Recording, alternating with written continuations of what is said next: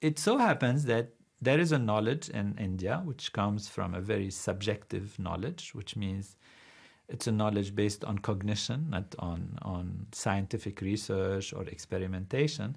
And that's what's called Veda. The term Veda means knowledge. It's a name, just knowledge. Like you say knowledge in English, in Sanskrit, you call it Veda. It's a science. It's knowledge. It just means knowledge. Knowledge of natural law, knowledge of the laws of life, of nature, of how nature is built. But if you take the books of Veda and start reading them, you can't understand anything when you translate it. And if you read the actual textbooks of the Veda, it doesn't make sense if you translate them. And they look really kind of unusually unexplainable. And for years and years, thousands of years, people were actually trying to explain why it's so important that so many generations of pandits, we call them pandits, which are the Vedic people who have been reciting this Vedic sounds, they keep teaching them to their children and then their children to their children. And it comes to us as a knowledge which in today's life is incomprehensible on the level of its translation. There are many theories, many explanations, but it's always kind of splitting hair and going around the topic to try to understand what it is. And it's really, I think, for the first time in known history that somebody, who is Maharshi in fact, came and said, Veda we shouldn't look at in terms of the meaning. It's not some text that you have to translate and you have to start reading it and to learn about it and learn its philosophy and all of that. Veda is simply sound and silence. Sound and silence. What does it mean, sound and silence?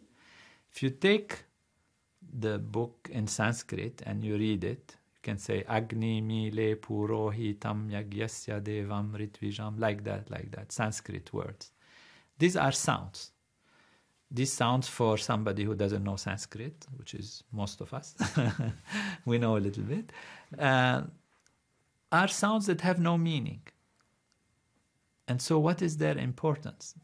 Maharishi said their importance comes from their structure, how they are built, and how a sound disappears and another sound appears, and how, in what rhythm they appear, in what rhythm they disappear, in what sequence, how many of them, how they are composed in paragraphs, in books. This gives them a structure. When you take a book, you say the book has 400 pages. That's the structure of the book. Then you say that I have 20 chapters. Fine, this is the substructure of the book. Each chapter has so many paragraphs. This is the substructure. Like that, you go to the line, to the word, to the sound, to every little syllable, and you talk about the structure completely irrespective of its meaning. And Maharishi said, these are the sounds of natural law. The sounds of the laws of nature. Of course, you wonder, what does it mean? What is this natural law? Natural law is any law of nature, like gravity, weak force, strong force, electromagnetism. But if you join them and they get kind of different laws of motion, laws of thermodynamics, and they get complex, even though they are all based on one unified field. Ultimately, when they express themselves, they become all the structures, the universe. We cannot have a universe without law. If you remove law, there is no universe. You have a mess.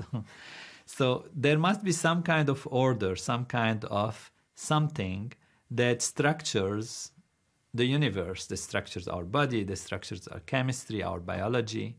So all of these different levels of expressions of laws of nature, which come from one unified law, which is unified field, into the four forces and then all the particles and the quarks and the whole thing and how they interact together, they create the universe, you get more and more complex interactions and interrelations, which we call chemical laws, biological laws, psychological laws, sociological laws, because ultimately everything follows some kind of a law, some kind of a structure like that.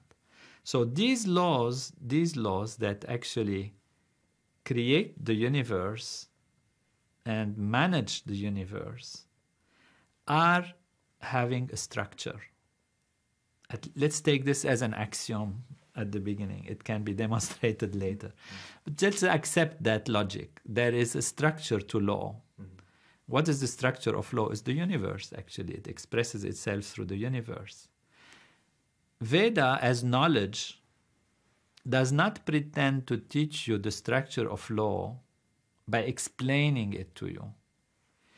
It gives you the structure of law by drawing it to you, by showing it to you.